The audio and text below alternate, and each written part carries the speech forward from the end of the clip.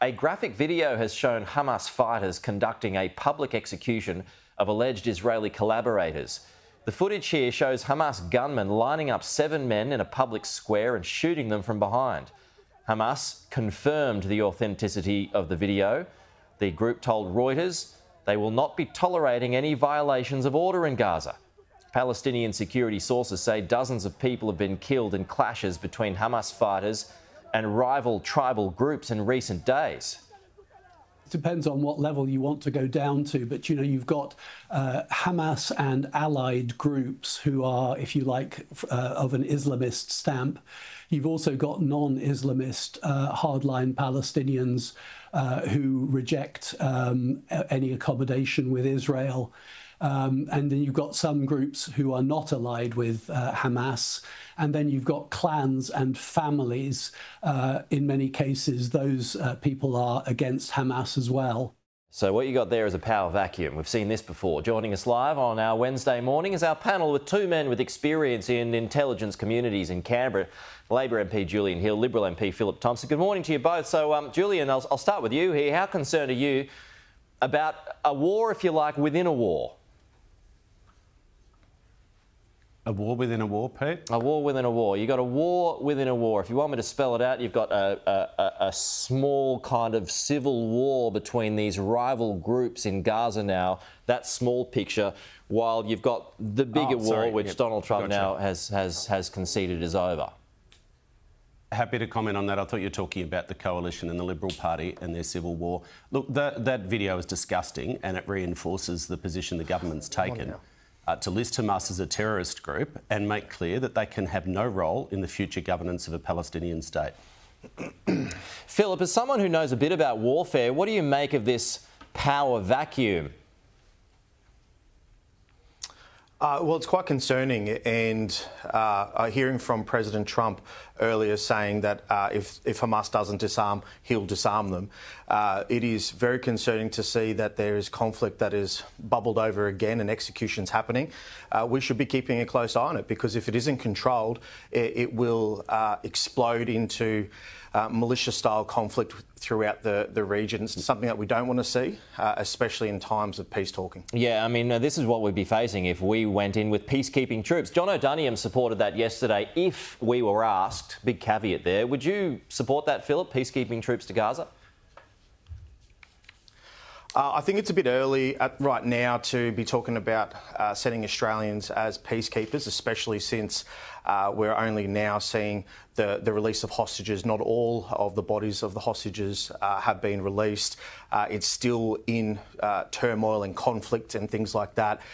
It will put people in danger. And if you're going over to be a peacekeeper, it's not supposed to be in a kinetic role. You're not supposed to be gunfighting. You're supposed to be there to make sure that the peace is stable and happening with linking backs to the nation, the UN, the US. I don't think we're there yet because of these public executions. If Australians were there now, it would be a kinetic fight and it would draw in every other nation. So I think we've got to watch this from a distance, but also make sure that we're standing closely with our allies in the US and the UK and offer support where they think it's needed.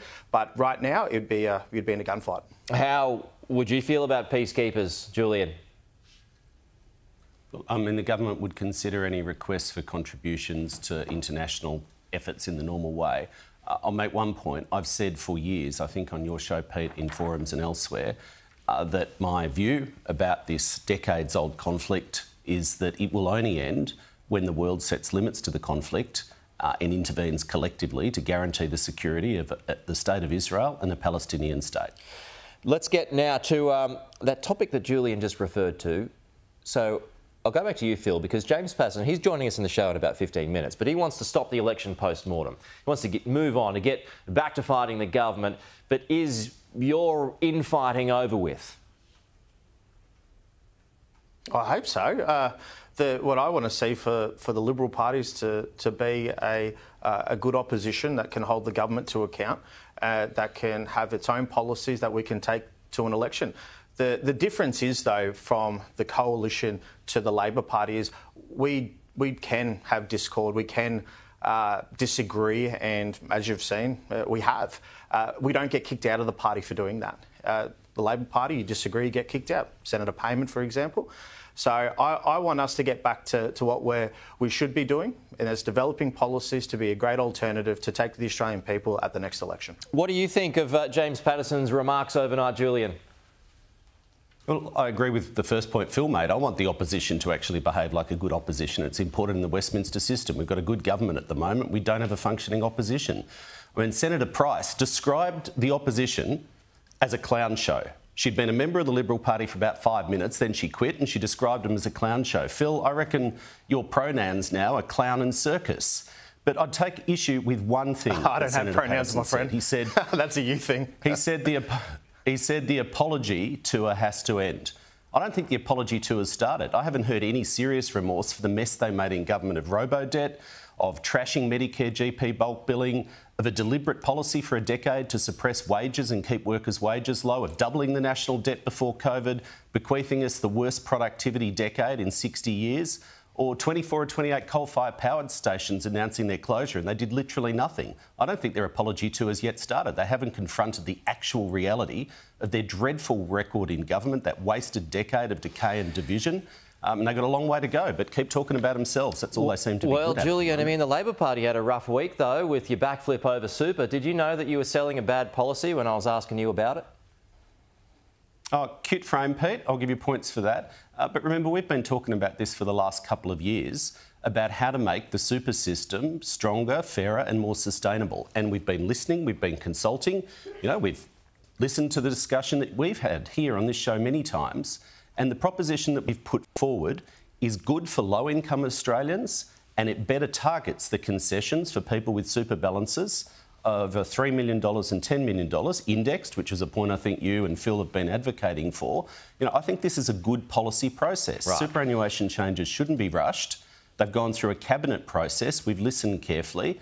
And we've reached a really good landing point that's good for Australians and particularly good for low-income earners. You can't say, though, that Jim Chalmers really wanted this to be the landing point, though, can you?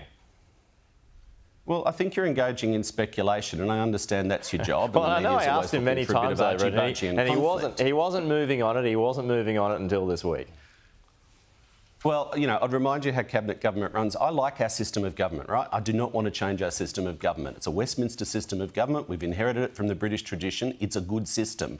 What that means is that ministers take propositions to cabinet, they debate them, they test them, they announce what the government's intention is. We did that. We've then consulted, we've listened carefully to feedback, we've looked at alternative options and better ways to actually make the system fairer, listening to that feedback. All right. And we've announced the landing point. I mean, that's a good government. We didn't see that from the previous mob. Remember, cabinet committees of one with Scott Morrison, secret ministries, captain's calls, that all ended well, didn't it?